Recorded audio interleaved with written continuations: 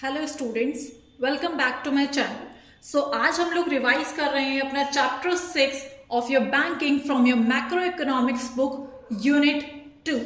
Okay, so सबसे पहले banking के अंदर हम लोग बात करते हैं किसको लेकर, कमर्शियल बैंक्स को लेकर, कि कमर्शियल बैंक्स क्या है basically. So basically commercial banks क्या काम करते हैं? कमर्शियल बैंक डिपॉजिट्स को एक्सेप्ट करते हैं, एक्सेप्ट द डिपॉजिट्स, और डिपॉजिट्स को एक्सेप्ट करके क्या प्रोवाइड करते हैं पब्लिक को? लोन्स प्रोवाइड करते हैं, और we can say to give loans. To give loans किस एम के साथ? प्रॉफिट अर्निंग एम के साथ। ओके, सो ये क्या होते हैं? हमारे कमर्शियल बैंक्स होते हैं। लाइक बेसिकली जो पब्लिक को सर्विसेज प्रोवाइड करते हैं वो उनको क्या बोला जाता है? कमर्शियल बैंक्स बोला जाता है। जैसे कि आपका एसबीआई कह सकते हैं हम लोग, आईसीआईसीआई हम लोग कह सकते हैं। सो ये जितने भी बैंक्स होते हैं ये कैसे बैंक्स होते हैं? कमर्शियल बैंक्स होते हैं, जो कि हमारे डिपॉजिट्स को एक्सेप्ट करते हैं और हमें ही लोन्स प्रोवाइड करते हैं एक पर्टिकुलर रेट ऑफ इंटरेस्ट पर। किस एम के साथ? प्रॉफिट अर्निंग एम के साथ। Clear? Now there are functions of commercial bank. Now अब फंक्शंस क्या क्या है कमर्शियल बैंक के? So there are two types of functions. चलिए लिख लेते हैं सबसे पहले functions of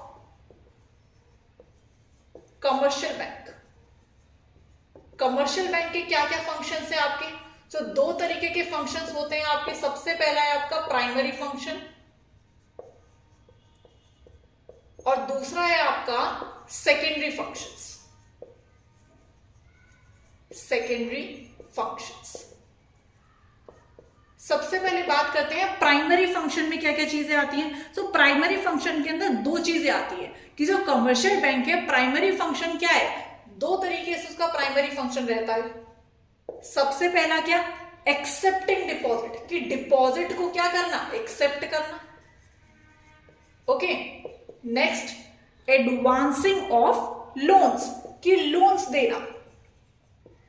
advancing of loans. Now accepting deposit की बात कर ले तो किस किस फॉर्म में हमारे डिपॉजिट को एक्सेप्ट किया जाता है? सबसे पहला है आपका करंट अकाउंट, कि करंट अकाउंट ओपनिंग कराना।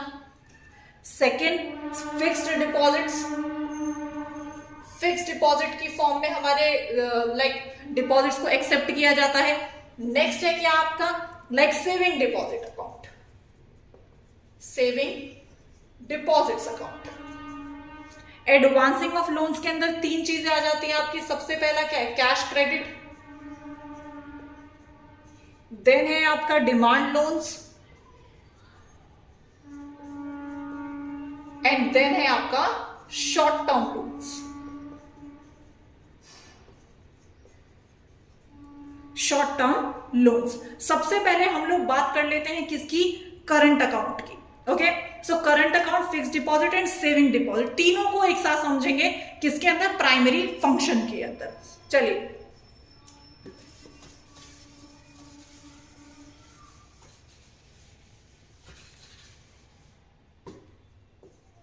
करंट अकाउंट,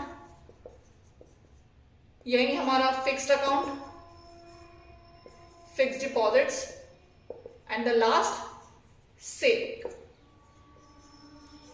ओके, चलिए सो करंट अकाउंट क्या है? बेसिकली जहां पर बैंक्स को रीपे करना होगा ऑन डिमांड, कि जब हमने पैसा मांग लिया तब हमें चाहिए। इस अकाउंट को बेसिकली ओपन किया जाता है बिजनेसमैन के through. Okay, so repayable bye banks on demand, on demand ये पैसा हमें मिलता है। ओके, तब हम करंट अकाउंट ओपन कराते हैं। नेक्स्ट चेकेबल फैसिलिटी इसमें हमारी रहती है हमारे पास, की चेक की फैसिलिटी हमारे पास रहेगी। नेक्स्ट क्या है? सबसे मोस्ट इंपॉर्टेंट जो इसके अंदर आपका रहता है, दैट इज 0% इंटरेस्ट आपका इसमें मेंटेन रहता है, कि इसके अंदर आपने अकाउंट तो ओपन करा लिया लेकिन आपको बदले में कोई इंटरेस्ट नहीं दिया जाएगा उस पैसे के बदले, क्योंकि इस डिपॉजिट की डिमांड पब्लिक कभी भी कर सकती है, और ये मेंटेन किसके थ्रू किया जाता है? बिजनेसमैन के थ्रू। किसके थ्रू किया जाता है? बिजनेसमैन के थ्रू। सो बेसिकली अब बिजनेसमैन की ट्रांजैक्शंस कितनी भी हो सकती है पर डे पर। सो अब वहां पर बैंक उसके पैसे को यूज ही नहीं कर पा रहा, और जब यूज नहीं कर पा रहा है बैंक, तो वहां पर इंटरेस्ट देगा क्यों?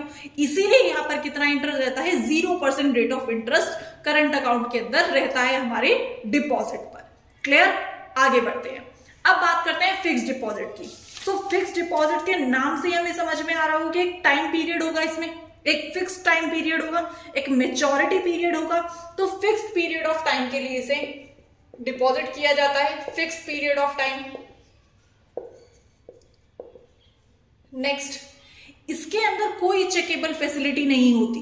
भाई अगर मैंने एक साल के लिए अपना कोई डिपॉजिट फिक्स कर दिया, तो मैं वहां पर बीच में कभी भी चेक लगाकर उसे नहीं ले सकती। So there is no checkable facility in a fix deposit account, no checkable facility.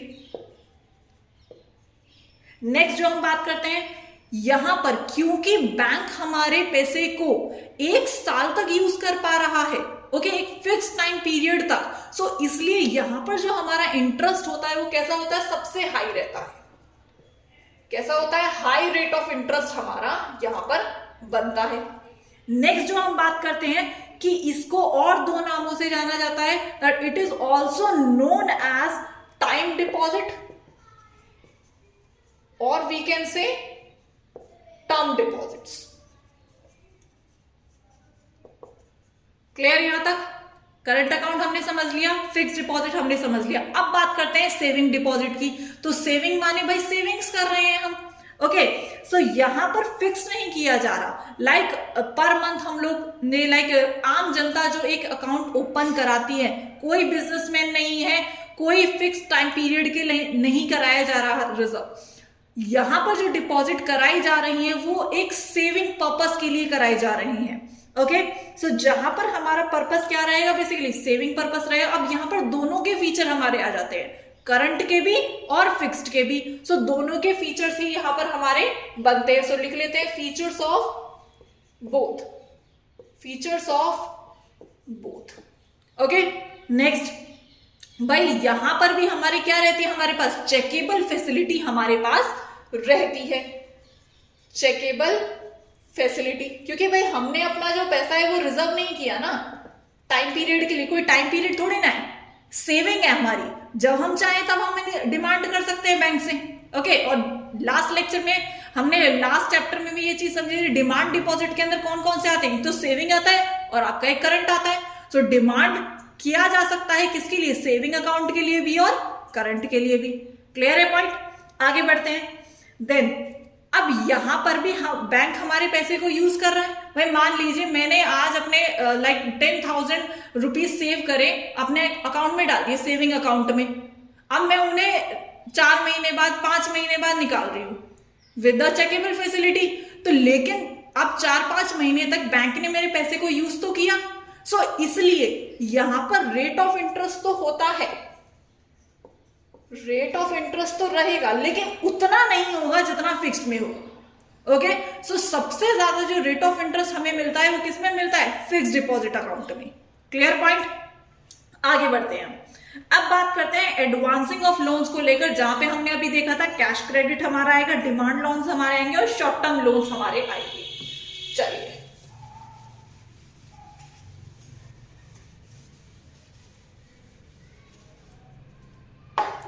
अब बात कर लेते हैं एडवांसिंग ऑफ लोन्स की, जो कि किसी का पार्ट है? प्राइमरी फंक्शन का ही हमारा पार्ट है, ओके। सो प्राइमरी फंक्शन के अंदर एडवांसिंग ऑफ लोन्स हमारा आता है, जिसमें सबसे पहला है क्या है? आपका cash credit, cash credit. Then second कौन सा था हमारा? That was demand loans, demand loans. And what was the third one? Short term loans, short term loans. ना अब बात कर लेते हैं what is cash credit. So it refers to a loan given to the borrower against his current assets. जो current assets के बदले दिया जाए वो क्या है? आपका कैश क्रेडिट है, ओके। करंट असेट्स कौन कौन से हमारे? लाइक शेयर्स हो गए, स्टॉक्स हो गए, बॉन्ड्स हो गए। सो जो इनके बदले क्या दिया जा रहा है? लोन दिया जा रहा है, that is called cash credit. Clear? Second, demand loan क्या है? So it refers to those loans which can be recalled on demand by the bank at any time, जिसके लिए बैंक हमसे कभी भी डिमांड कर सकता है। ओके, सो वो क्या होते हैं? हमारे डिमांड लोन्स होते हैं। थर्ड क्या है हमारा? Short term loans, so they are given as personal loan against some collateral security, जिसके बदले हम कोई कोलैटरल सिक्योरिटी रखते हैं और पर्सनल लोन लेते हैं। ओके, उसको क्या बोला जाता है? शॉर्ट टर्म लोन्स बोला जाता है। Is that clear now? चलिए अब आगे बात करते हैं, इसके मोस्ट इंपॉर्टेंट टॉपिक पर चलते हैं, that is called money creation और we can say credit creation, जो कि आपको रिवाइज करना बहुत ज्यादा जरूरी है। आपके एग्जामिनेशन के पॉइंट ऑफ व्यू से देखा जाए तो काफी इंपॉर्टेंट रहता है। चलिए, काफी चांसेस हैं इसके आपके एग्जाम में आने को लेकर। मनी क्रिएशन और we can say credit creation.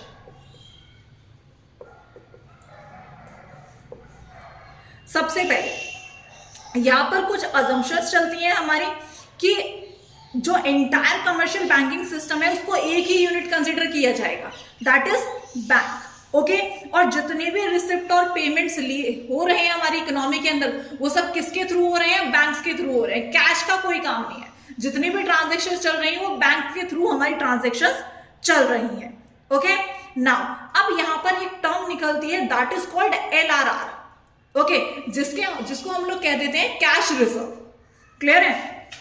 Now what is cash reserve? First of all, cash reserve होता है कि लाइक एक पर्टिकुलर अमाउंट एक कमर्शियल बैंक अपने पास रिजर्व करके चलता है। फॉर एग्जाम्पल, लाइक मान के चलिए ये आईसीआईसीआई बैंक है। ये क्या है? ICICI bank. ना कोई ए पर्सन यहां पर 10,000 की डिपॉजिट लेकर आया और उसने यहां पर वो डिपॉजिट कर दिए। ओके, अब बी पर्सन यहां पर बैंक से लोन लेने आया है। ठीक, सबसे पहले जैसे ही आईसीआईसीआई बैंक के पास डिपॉजिट आए, तभी के तभी आरबीआई ने एक परसेंट डिसाइड कर रखा है कि किस परसेंट पर कैश रिजर्व रखा जाएगा। सो मान के चलिए वो जो कैश रिजर्व है वो 20% है, कि जितने भी कमर्शियल बैंक्स हैं, ओके, वो अपने पास कितने का कैश रिजर्व मेंटेन करेंगे? 20%, कि जैसे ही डिपॉजिट आए उसमें से 20% निकाल लो और अपने पास रख लो। तो 10,000 डिपॉजिट आई आईसीआईसीआई के पास, 10,000 में से 20% निकाल लिए तो सीधे सीधे 2,000 रुपए उसके क्या बन गया? कैश रिजर्व बन गया। And that is called LRR। इसे ही क्या बोलते हैं हम लोग? LRR बोलते हैं, that is called legal reserve ratio. Clear point? And then जो बाकी बचे 8,000 रुपए वो किस पे दे दिए? आपके लोन पर दे दिए। ओके, आगे बढ़ते हैं। यहां पे आपको कॉन्सेप्ट मैंने समझाया है, किसको लेकर बेटा? LRR को लेकर। इसी को लेकर एक स्टोरी अब हम लोग समझेंगे। कि मनी क्रिएशन किस तरीके से होता है हमारी इकोनॉमी के अंदर। ठीक, यहां पर बात कर लेते हैं। सबसे पहले लिखते हैं हम लोग राउंड्स, देन हम लोग लिखते हैं हमारे डिपॉजिट्स, देन लोन्स, देन आ जाता है हमारा कैश रिजर्व। ठीक, अभी वाली कहानी याद रहेगी आपको जो अभी मैंने समझाई। कैश रिजर्व हमने कितना मान लिया? 20%, कि LRR हमारे पास कितना है? 20% है।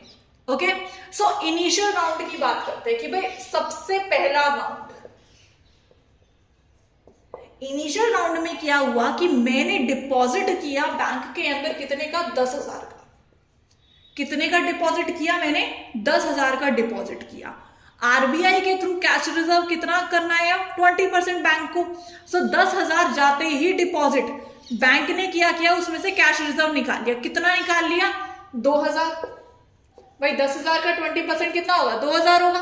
ओके, और कितना आगे लोन पे दिया? 8,000। क्लियर है पॉइंट? अब ये जो लोन लिया ये किसी पर्पस के साथ लिया होगा। ठीक, इसको आगे इन्वेस्ट किया जाएगा। सो जब इन्वेस्ट किया जाएगा सो वो लौट कर कहां जाएगा? बैंक के पास ही जाएगा, क्योंकि हमारी सारी की सारी ट्रांजेक्शन किसके साथ चल रही है? बैंक के साथ चल रही है। देन ये जो लोन दिया बी पर्सन को 8,000 रुपए, ये 8,000 उसने जाके कहीं पे इन्वेस्ट करे, और जिसको दिए उसने जाके दोबारा किस में दे दिया? बैंक में डिपॉजिट कर दिया। क्लियर? तो अब नाउ सेकेंड राउंड में, राउंड 2 में क्या हुआ? ये 8,000 दोबारा से बैंक के पास क्या आ गए? डिपॉजिट के रूप में आ गए। क्लियर। अब जैसे ही कमर्शियल बैंक के पास डिपॉजिट आया, कमर्शियल बैंक ने फिर उसमें से क्या निकाला, कैश रिजर्व निकाला। अब कैश रिजर्व कितने का निकालेगा, 8,000 का 20% कितना हुआ, 1600। क्लियर। और कितना बच गया जो लोन पर आगे दिया, that is called 6400। Okay, again same story, ये 6400 किसी सी पर्सन को लोन पर दिए गए, उस सी पर्सन ने कहीं पर इन्वेस्ट किया, ठीक, वो इन्वेस्टमेंट फिर किसी ने रिसीव किया और उसे जाकर कहां पे डिपॉजिट किया, बैंक में डिपॉजिट किया। तो ये 6400 फिर से डिपॉजिट अमाउंट हमारे बन गए किसमें, राउंड 3 में। 6400 जैसे ही डिपॉजिट आया बैंक के पास, इसमें से फिर से कैश रिजर्व निकाला गया, कितना, 20%, दैट इज कॉल्ड 1280। ओके, और लोन पर कितना दे दिया गया, 520। अब ये कहानी इसी तरीके से चलती रहेगी कि भाई ये फिर से इन्वेस्ट हो गई, फिर से वो डिपॉजिट बन गया, लेकिन ये कहानी रुकेगी कब, ठीक है। सो ये कहानी तब रुकेगी जब हमारा टोटल कैश रिजर्व किसके बराबर हो जाएगा, इनिशियल डिपॉजिट के बराबर हो जाएगा। किसके बराबर हो जाएगा, इनिशियल डिपॉजिट के। तो इनिशियल डिपॉजिट कितना है, 10,000। सो यहां पर कितना आ जाएगा, 10,000। Clear now. लेकिन यहां पर क्या आएगा भाई, यहां की वैल्यू अगर निकल आएगी तो ऑब्वियस सी बात है लोन की भी निकल आएगी। क्लियर है ना। अब देखते हैं कि भाई मनी क्रिएशन कितना हुआ है। यहां जो अमाउंट आएगा वो आएगा किसका, मनी क्रिएशन का, कि कितना मनी हमारे पास क्रिएट हो गया जो हमने 10,000 का डिपॉजिट डाला था। क्लियर है ना। अब एक फॉर्मूला लिखिए आप लोग,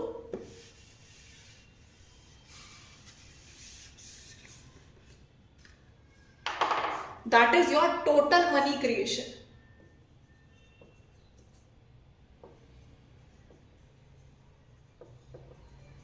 टोटल मनी कितना क्रिएट हुआ, तो टोटल मनी क्रिएशन का फॉर्मूला है आपका, that is initial deposit multiply by 1/LRR। क्या है आपका, initial deposit multiply by 1/LRR। So 1/LRR को ही बोला जाता है क्या बेटा, मनी मल्टीप्लायर। तो मनी मल्टीप्लायर का फॉर्मूला क्या हो गया, 1/LRR। ओके, इनिशियल डिपॉजिट कितने का था, 10,000 का। कितने का था, 10,000 का, मल्टीप्लाई फॉर्मूले में पुट कर रहे हैं हम अपनी वैल्यूज को। नाउ LRR कितना लिया हमने, 20%। ओके, सो 1/20% को कैसे लिखते हैं, 20/100, 20/100।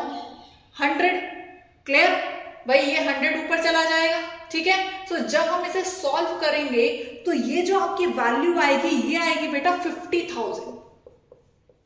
क्या आएगी, 50,000। सो यहां पर जो हमारा मनी क्रिएशन हुआ, टोटल मनी क्रिएशन वो कितने का हुआ, 50,000 का। ये 10,000 रुपए कितने बन गए, 50,000 रुपए। और लोन कितने का गया आप भाई, 10,000 के कैश रिजर्व चले गए बैंक के पास, सो लोन कितने का गया टोटल, 40,000 का। क्लियर पॉइंट, बात समझ में आगे। एक बार दोबारा देख लीजिए भाई, मनी मल्टीप्लायर को मैंने ओरली आपको समझाया है। दैट मनी मल्टीप्लायर क्या है, money multiplier equals to 1/LRR। आप सीधे यहां पर वैल्यू भी लिख सकते हैं भाई, इसकी वैल्यू निकाल लीजिए आप पहले मनी मल्टीप्लायर की। तो 20% लिया था हमने, 20/100, ठीक। तो 1/, यहां पर 1 आ जाएगा आपका, और ये 100/20 हो जाएगा। Clear. So 2 1 2, 2 5 10, then 10,000 multiply by 5 equals to 50,000। Clear point. आगे अब बात कर लेते हैं, ये तो बात रही हमारी कमर्शियल बैंक की, कि कमर्शियल बैंक किस तरीके से काम करता है, किस तरीके से कैश रिजर्व करता है। अब बात करते हैं सेंट्रल बैंक कि सेंट्रल बैंक क्या है बेसिकली।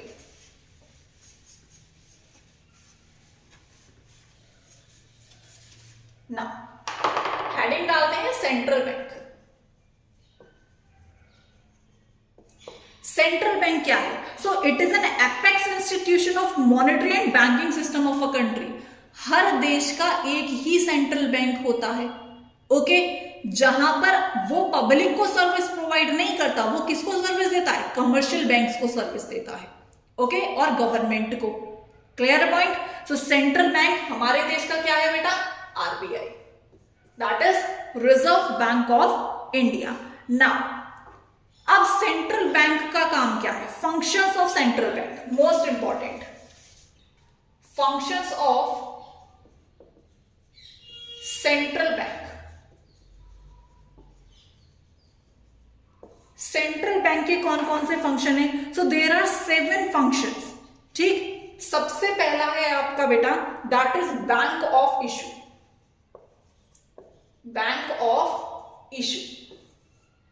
नेक्स्ट आता है आपका, that is banker to the government, banker to the government.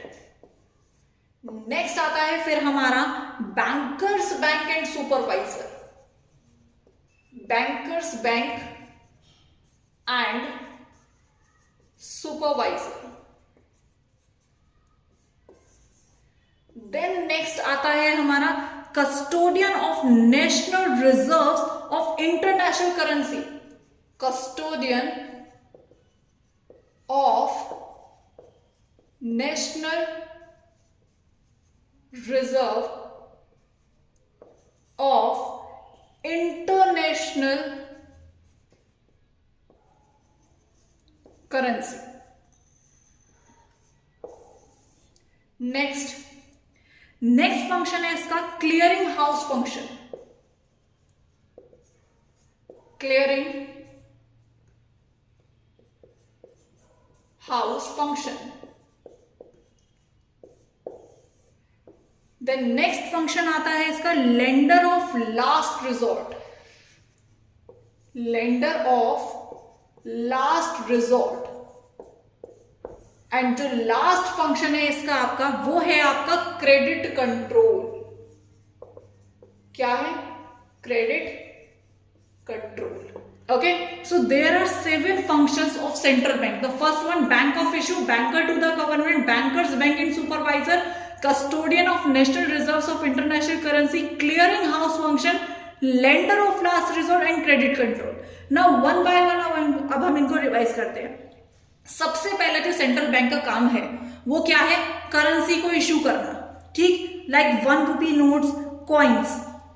इसको कौन इश्यू करता है? यहां पर बात आती है कि जो 1 रुपी नोट है और कॉइन्स है उन्हें इश्यू करता है आपका मिनिस्ट्री ऑफ फाइनेंस, और जो पेपर करेंसी है उसे कौन इश्यू करता है? Central bank, that is called RBI. तो ये आप जरूर ध्यान रखेंगे। दोबारा मैं बता देती हूं कि जो 1 रुपी नोट है और आपके कॉइन्स हैं उनको कौन इश्यू करता है? Ministry of finance. कौन? Ministry of finance. क्लियर? और जितने भी आपके पेपर करेंसी है वो से कौन इश्यू करता है? आरबीआई। क्लियर? 1 रुपी नोट पर किसके सिग्नेचर होते हैं? फाइनेंस सेक्रेटरी के सिग्नेचर होते हैं। और जो बाकी अदर करेंसी नोट्स आ जाते हैं हमारे, वहां पर किसके सिग्नेचर होते हैं? हमारे गवर्नर ऑफ आरबीआई के। क्लियर? इसी फंक्शन को और क्या बोला जाता है? Currency authority function. की करेंसी को लाने की अथॉरिटी किसके पास है? आरबीआई के पास है। क्लियर? आगे बात कर लेते हैं, that is called banker to the government. Banker to the government की सरकार का बैंक, ठीक। नाउ यहां पर जो सेंट्रल बैंक है वो एक्ट करता है गवर्नमेंट के एजेंट की तरह, गवर्नमेंट के बैंकर की तरह, गवर्नमेंट के एडवाइजर की तरह। सो एक तो एजेंट की तरह आपका, एक आपका बैंकर की तरह और एक आपका एडवाइजर की तरह। क्लियर? ये किसके पार्ट है?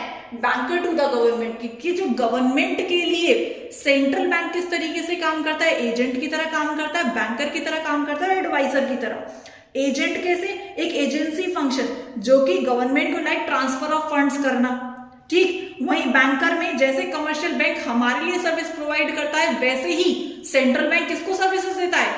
सरकार को सर्विस देता है, गवर्नमेंट को सर्विस देता है। एडवाइजर बनता है किसका? कुछ इकोनॉमिक पॉलिसी डिसीजंस लिए जाते हैं तो वहां पर सरकार के लिए जो सेंट्रल बैंक है वो क्या बनता है? एक एडवाइजर बनता है। Clear point? नेक्स्ट है आपका बैंकर्स बैंक एंड सुपरवाइजर। बैंकों का बैंक, जितने भी कमर्शियल बैंक है उनको सुपरवाइज कौन करता है? सेंट्रल बैंक करता है, means RBI. Clear? Custodian of national reserve of international currency, जो इंटरनेशनल करेंसी को रिजर्व करके रखता है वो कौन करता है? Central bank. किस किस फॉर्म में कर सकता है? गोल्ड की फॉर्म में, फॉरेन एक्सचेंज की फॉर्म में। क्लियर है? नेक्स्ट फंक्शन है इसका क्लियरिंग हाउस फंक्शन। जितने भी चेक्स आपस में commercial bank to commercial bank transfer किए जाते हैं उन पर निगरानी कौन रखता है? वो रखता है आपका आरबीआई, सेंट्रल बैंक निगरानी रखता है। नेक्स्ट है आपका लेंडर ऑफ लास्ट रिजॉर्ट, कि जब कमर्शियल बैंक फेल हो जाता है अपने फाइनेंशियल रिक्वायरमेंट को पूरा करने में बाकी सब सोर्सेज से, देन उसके पास एक लास्ट जो बचता है वो क्या बचता है? आरबीआई। देन वो लास्ट ऑप्शन उसके पास क्या बचता है? आरबीआई, लास्ट रिजॉर्ट जिसे हम कह सकते हैं। ओके, जहां से वो पैसा मांग सकता है। आगे बात कर लेते हैं क्रेडिट कंट्रोल की। सो क्रेडिट कंट्रोल ये एक मोस्ट इंपॉर्टेंट टॉपिक बनता है कि आरबीआई अपने देश के अंदर कैसे क्रेडिट को कंट्रोल करता है। ओके, चलिए अब बात करते हैं क्रेडिट कंट्रोल की। चलिए, सो क्रेडिट कंट्रोल किसका पार्ट है? हमारे फंक्शंस ऑफ सेंट्रल बैंक का पार्ट है, जो कि आपका एक इंडिविजुअल क्वेश्चन बन के आ सकता है आपके एग्जाम के अंदर। ठीक है, सो सबसे जो मोस्ट इंपॉर्टेंट फंक्शन यहां पर बनता है वो क्या बनता है? आपका क्रेडिट कंट्रोल। सो क्या क्या मेथड्स फॉलो करता है एक आरबीआई एक क्रेडिट को कंट्रोल करने के लिए? कौन कौन से मेथड्स हैं बेसिकली?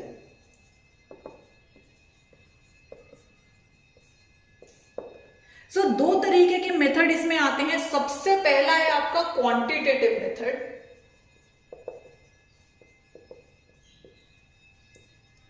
एंड देन है आपका क्वालिटेटिव मेथड।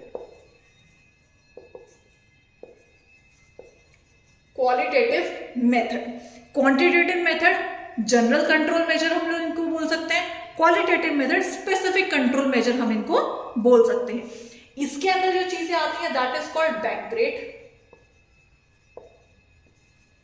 और क्या है आपका? रेपो रेट, नेक्स्ट है रिवर्स रेपो रेट, नेक्स्ट है देन एलआरआर, जिसे हम लोग क्या बोलते हैं? Legal reserve ratio. इसे के अंदर टू टाइप्स आते हैं दैट इज कॉल्ड सीआरआर और SLR, cash reserve ratio and statutory liquidity ratio. Last जो इसके अंदर आता है आपका that is open market operations. क्या है? ओपन मार्केट ऑपरेशन, जिसे हम लोग शॉर्ट फॉर्म में ओएमओपी बोलते हैं। ओके, अब बात कर लेते हैं क्वालिटेटिव मेथड की, स्पेसिफिक कंट्रोल मेजर्स बेसिकली। तो तीन तरीके के वो मेजर्स हैं, कौन कौन सा? Moral suasion, moral suasion, next है आपका margin requirement, margin requirement, and next है इसमें क्रेडिट रेशनिंग। क्या है? Credit rationing. क्लियर? चलिए अब बात कर लेते हैं सबसे पहले क्वांटिटेटिव मेथड को लेकर। इसमें हम एक एक रेट को बहुत अच्छे से रिवाइज करेंगे। चलिए हेडिंग डालिए सबसे पहले बेटा।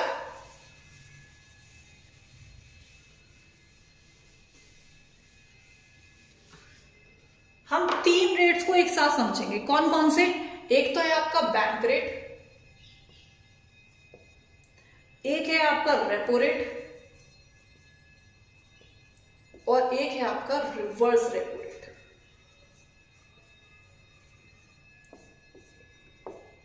क्लियर? चलिए सबसे पहले फॉर एग्जांपल आईसीआईसीआई बैंक है, थोड़ा सा इधर लिख लेते हैं इसको।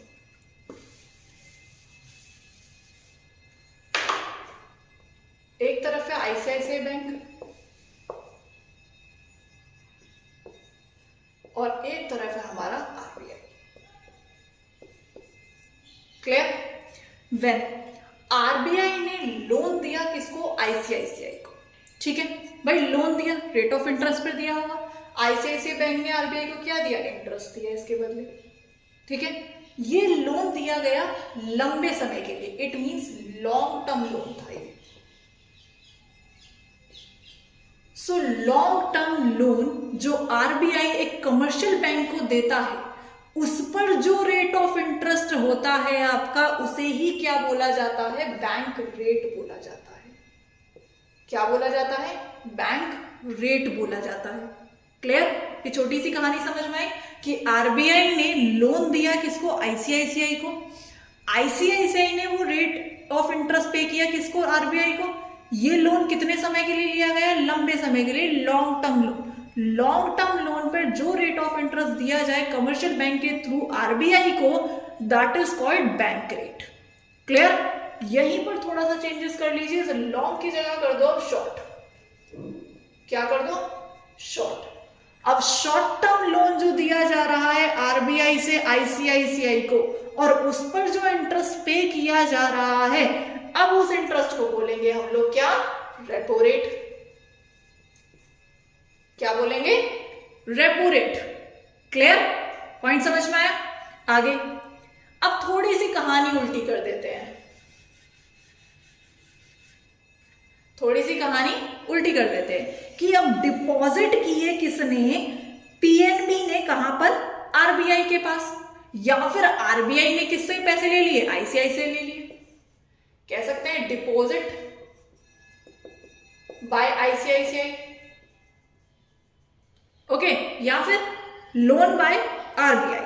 सो शॉर्ट टर्म और लॉन्ग टर्म दोनों के ही बेसिस पर। सो यहां पर जो रेट ऑफ इंटरेस्ट है that is called reverse repo rate. वो कैसा रेट है? Reverse repo rate. Clear point? अब यहां पर क्रेडिट किस तरीके से कंट्रोल होगा? सो एक छोटी सी स्टोरी समझ के चलते हैं पहले कि भाई देश के अंदर बहुत सारे कमर्शियल बैंक्स थे।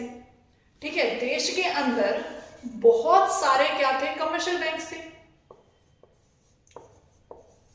अब ये जो कमर्शियल बैंक थे भाई, पब्लिक इनके पास जा रही थी तो कितने का भी लोन लेने जाएगी, ये दे रही थी भाई ले जाओ। 2 लाख का लोन मांगने आया कोई दे दिया, 1 लाख का लेने आया दे दिया, 4 लाख का लेने आया दे दिया, मना नहीं कर रही थी।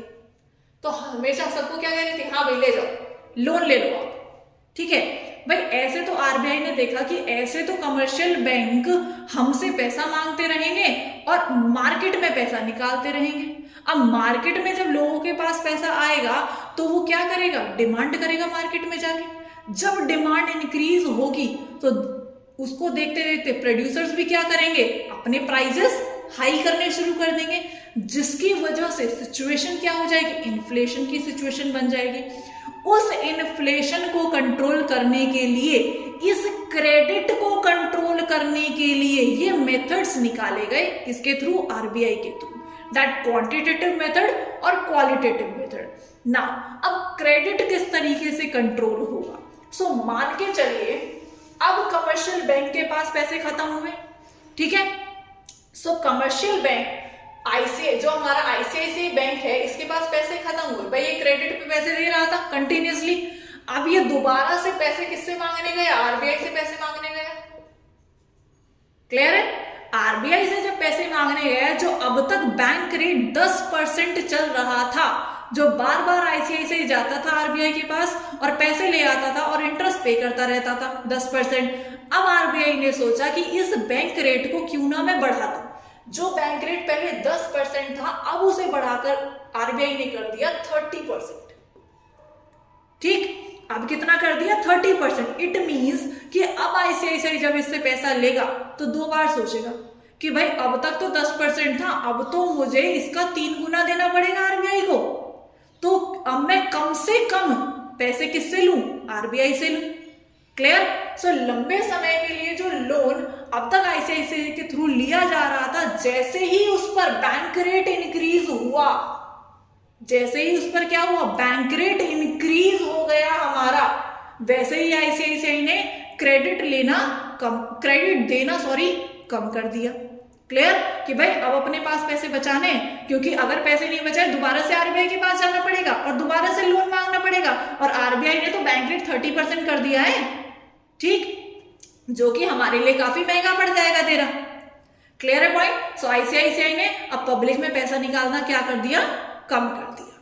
क्लियर है पॉइंट? नेक्स्ट, सेम वही बात किसको लेकर करेंगे, रेपो रेट को लेकर, कि शॉर्ट टर्म लोन पर भी आरबीआई ने क्या किया, अच्छा भाई तुम पैसे दे रहे हो, ज्यादा क्रेडिट दे रहे हो, लो बढ़ा दिया रेपो रेट। पहले जो रेपो रेट 10% था अब कर दिया 30%, 30%। तो अब शॉर्ट टर्म लोन पर भी अब आईसीआईसीआई ने 2 बार सोचा कि नहीं नहीं, 1 लाख लेने आ रहा है भाई, 50,000 ही दे सकता हूं मैं लोन, इससे ज्यादा नहीं मिलेगा। Clear point. तो यहां पर रेपो रेट को इंक्रीज करने से क्या हुआ, जो क्रेडिट था वो कंट्रोल में आ गया। वही अब कहानी लेकिन उल्टी कैसे पढ़ेंगे भाई, रिवर्स रेपो रेट के अंदर तो जो आईसीआईसीआई है वो तो खुद आरबीआई को पैसे दे रहा है ना भाई, जो डिपॉजिट कर रहा है वो तो आईसीआईसीआई कर रहा है आरबीआई को, कमर्शियल बैंक कर रहा है आरबीआई को। तो यहां पर रिवर्स रेपो रेट के बढ़ने से क्या फर्क पड़ेगा, सो जो रिवर्स रेपो रेट आपका पहले 10% था, आरबीआई ने लालच दिया आईसीआईसीआई को कि भाई पहले 10% इंटरेस्ट पे कर रहा था मैं तुम्हें, है ना, कि जो आप डिपॉजिट मेरे पास कर रहे थे कमर्शियल बैंक्स की, पहले मैं आपको 10% इंटरेस्ट रेट दे रहा था, अब वो मैं आपको 30% इंटरेस्ट पे करूंगा अगर आप अपना पैसा मेरे पास देते हैं। और यही मोटिव किसका था, आरबीआई का था, कि बैंकों से, कमर्शियल बैंक से ज्यादा पैसा अपने पास ले आओ।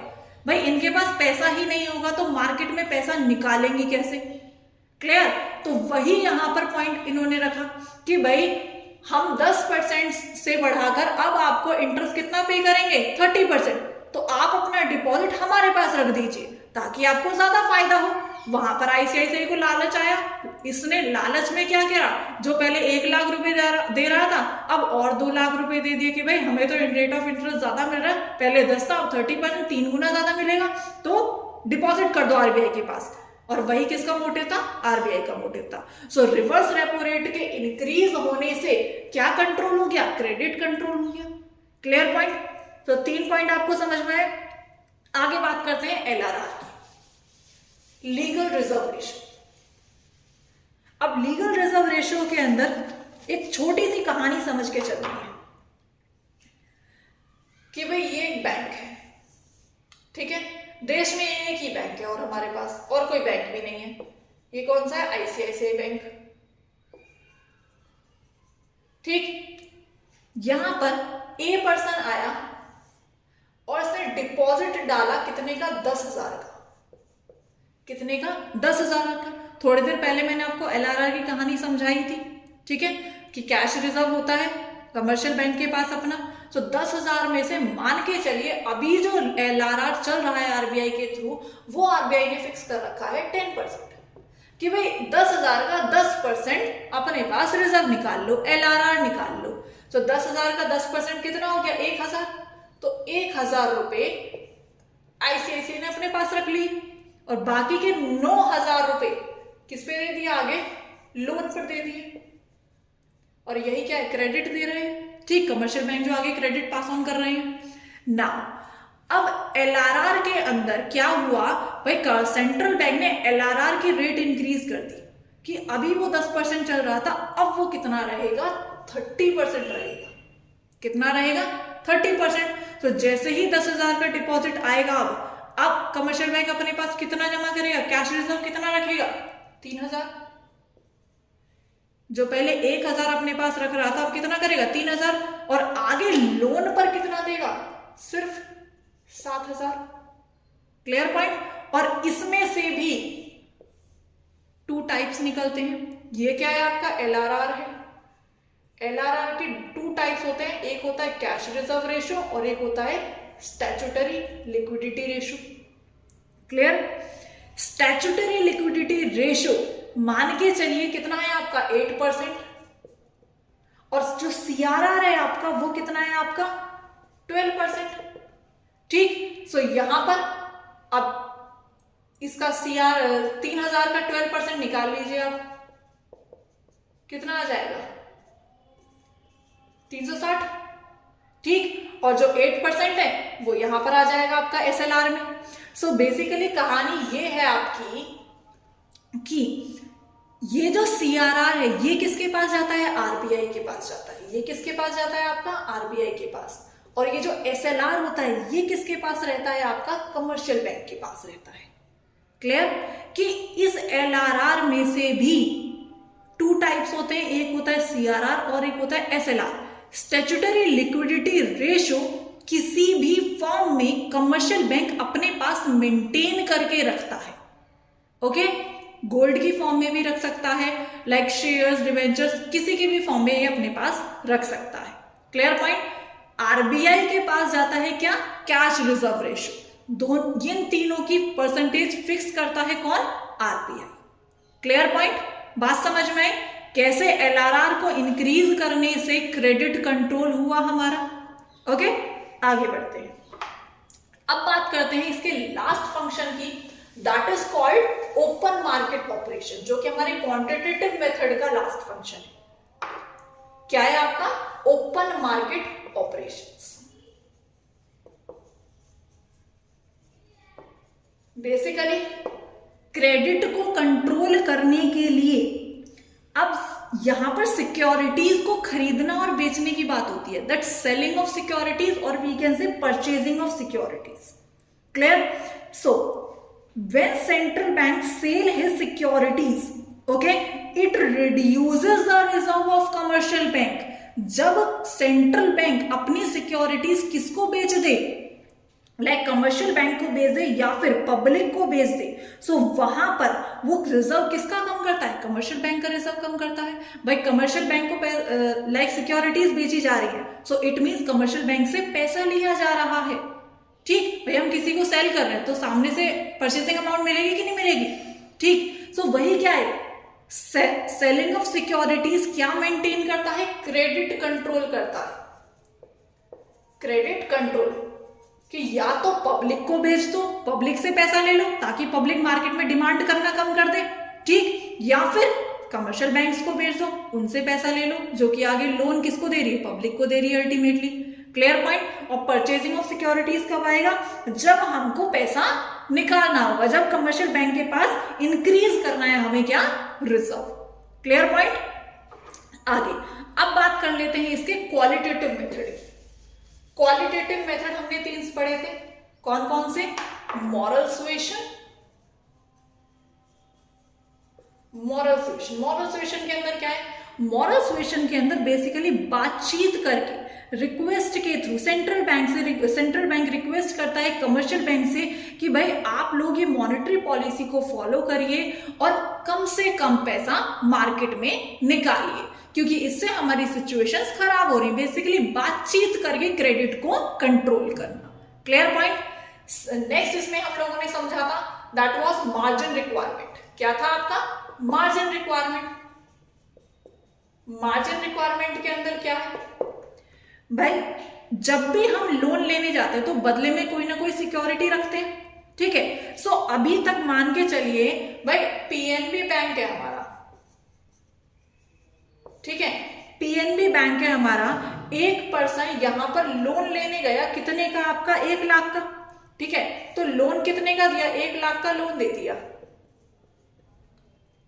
ठीक, इसके बदले जो सिक्योरिटी रखी गई वो कितने की रखी गई, 1,50,000 की रखी गई। क्लियर है भाई, सिक्योरिटी की वैल्यू हमेशा ज्यादा होती है किससे, लोन अमाउंट से। ओके, सो यहां पर जो अभी तक सिक्योरिटी ली जा रही है वो 1,50,000 की ली जा रही है और लोन कितने का दिया जा रहा है, 1 लाख का, तो मार्जिन कितना रहा, 50,000। ठीक है, अभी आरबीआई ने क्या बोल दिया कि अब जो कमर्शियल बैंक है वो मार्जिन कितना मेंटेन करें, 80,000 का मार्जिन मेंटेन करें। कितने का मेंटेन करें, 80,000 का। सो यहां पर 1.5 लाख की जब उसने सिक्योरिटी रखी तो अब पीएनबी क्या बोलेगा कि भाई 1 लाख का अमाउंट आपको नहीं मिल सकता। ठीक है, 1 लाख का अमाउंट आपको नहीं मिल सकता, तो इससे कम का अमाउंट मिलेगा, क्योंकि अभी तक जो मार्जिन रिक्वायरमेंट है वो कितना है, 50,000 का है। ठीक, अब कितने से बढ़ गया, अब 30,000 से बढ़ गया। सो अब जो इसका मार्जिन रिक्वायरमेंट होगा वो कितने का होगा आपका, देखिए निकालिए जरा, कैलकुलेट करिए। सो यहां पर जब 1.5 लाख की सिक्योरिटी आ रही है तो अब लोन कितने का देगा कमर्शियल बैंक, अब लोन कितने का देगा बेटा, अब देगा 70,000 का। जहां तक अब तक एक पर्सन को 1.5 लाख की सिक्योरिटी रखने पर 1 लाख का लोन मिल रहा था, अब मार्जिन रिक्वायरमेंट इंक्रीज होने से, मार्जिन इंक्रीज होने से क्या हुआ, वही लोन अब कितना मिल रहा है, 70,000 मिल रहा है, उतनी ही सिक्योरिटी पर। क्लियर? तो यहां तो अब ये चाहिए इंसान क्या कर सकता है, मना कर देगा लोन लेने से कि भाई कल तक तो आप 1 लाख का लोन दे रहे थे, आज आप 70,000 का ही लोन दे रहे हैं। ठीक है, या तो ये क्या कर देगा, रिफ्यूजल कर देगा, या फिर 70,000 ही लेके चला जाएगा, लेकिन लोन की अमाउंट तो कम हो गई। Clear point? आगे लास्ट है इसमें आपका, that is called credit rationing. क्या है? Credit rationing. क्रेडिट रेशनिंग के अंदर क्या बात करते हैं, सो यहां पर एक लिमिट इंपोज कर दी जाती है पर्टिकुलर सेक्टर्स पर कि भाई लाइक मान के चलिए एग्रीकल्चर सेक्टर पर कि इतना ही लोन आप दे सकते हैं, या फिर एजुकेशन लोन इतना ही दे सकते हैं। सो पर्टिकुलर सेक्टर पर ये डिसाइड कर दिया जाए, ये लिमिट लगा दी जाए कि इससे ज्यादा का लोन यहां पर नहीं दिया जाएगा। सो उससे भी क्या होगा, हमारा क्रेडिट कंट्रोल किया जाएगा। Clear point? बात समझ में आई? Now, so that's it for this video. I hope you all have understood everything. Okay, and keep revising your lectures, your chapters. Okay, beta.